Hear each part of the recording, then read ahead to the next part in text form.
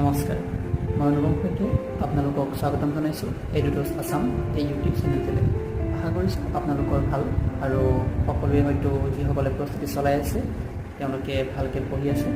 আৰু যিহেতু 2024 চনৰ জুলাই মাহত এই APSC মেইনছ অনুষ্ঠিত হ'ব, তাৰপিছতে 2025 চনত পুনৰ নতুন CC অনুষ্ঠিত হ'ব। গতিকে যিসকলে ভাবি আছে আমি 2025 চনত অৱতীৰ্ণ হ'ম, তেওঁলোকৰ বাবে আজিৰ এই ভিডিঅ'টো আহক আমি অলপমান আলোচনা কৰোঁ।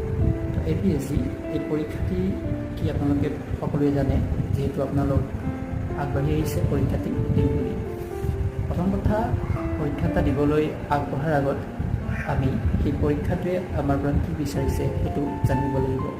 APSC পৰীক্ষাৰ জৰিয়তে অসমৰ সেইসকল ব্যক্তিক যিসকলে প্ৰশাসনিক ক্ষেত্ৰখনৰ সৈতে জড়িত তেওঁলোকক বাছি উলিয়াই